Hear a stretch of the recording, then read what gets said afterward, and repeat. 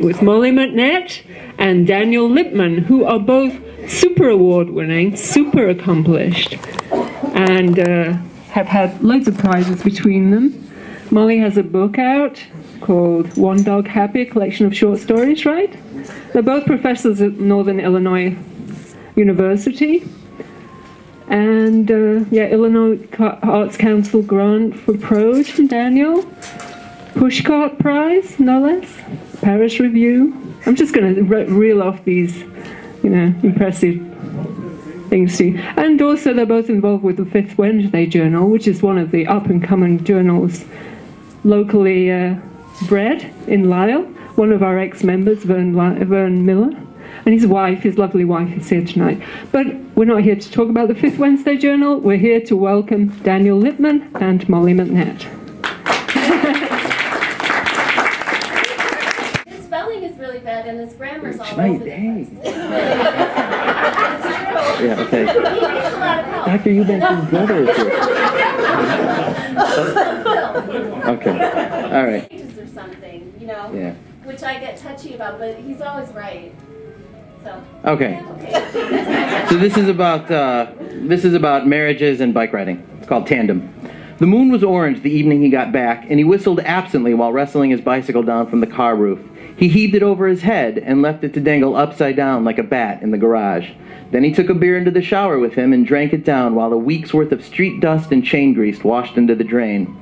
At the sink, he shaved, then brushed his teeth twice, savoring running water, and after putting the empty bottle in the blue recycle bin, he crawled into bed and woke his wife.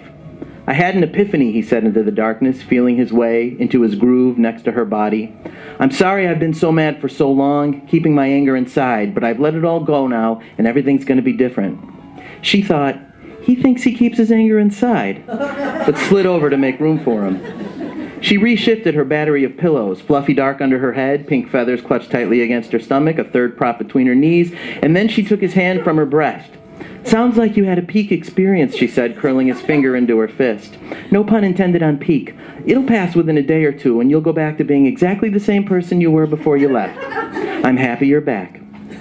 There would be tests to his new resolve, challenges to the way in which he had decided to live his life post-epiphany, and this was shaping up to be an unexpectedly early one of those. "I'm going to proceed with this conversation as though it were happening the way I wish," he told her, then worried it would come out edgy, so he giggled to show no harm meant. He tried to wind himself around her like a helix, arm against her stomach, legs draped across hers while not disturbing her knee pillow. He inhaled the back of her head. The epiphany happened when I was coming down Monarch Pass. Summit's 11,000 feet up, and the climb was 9 miles straight. 3 hours of relentless pedaling. The air is so thin up there and then you have to go down the other side, 7,000 feet straight down. Dangerous, twisty road. I was terrified. I was really, really scared. You start to see these signs for runaway truck turnoffs, and then you think about all the things that can go wrong with a bike. I feathered my brakes. Do you know what that means, to feather your brakes? Hand me my BlackBerry and I'll check Wikipedia. Like this. He took her breast and then her shoulder, alternately squeezing and then releasing. With the brakes, back and forth. First back, then gently on the front, easing off on both. "Got it. Thanks for the demonstration. Maybe you're enjoying this part too much?" He kissed the back of her neck, pressed in tighter, hoping she could tell the bike had firmed the muscles on his lower half. He didn't have those ropey calf muscles like some of the old grizzled timers who had been riding for decades, but he thought he could sense new hardness to his calves. His ass, too. It'd be great if he could just wheel around and present that to her like a chimp. "If I spilled, the momentum alone would probably have pulled me over the side of the road and down the mountain." She pressed back into him. "Sounds scary." "It is, until it isn't. Suddenly, just out of nowhere, the fear lifts like a blowing veil, leaving the most amazing free feeling. No fear now, just the wind and the speed and the bike.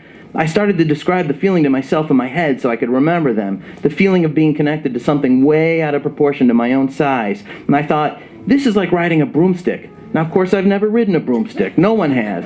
But that's the feeling. Just hanging on to this thing, keeping it steady between your knees while soaring.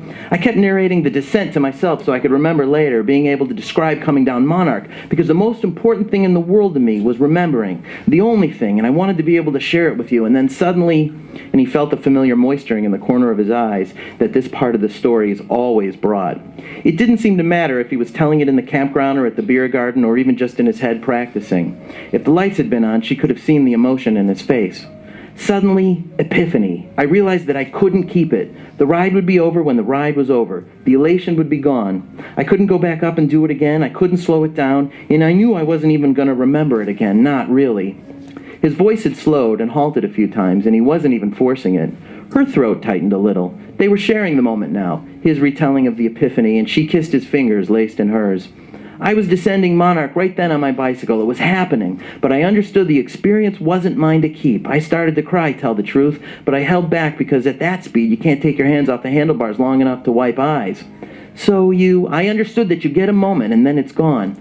Later, reflecting on it in my tent in Salida, I recognized it really wasn't anything new that had occurred to me. Fact is, my epiphany was maybe the oldest one in the world, that life is temporary, just a series of moments, and that the key is to be plugged into each one as it comes because it's really all you get.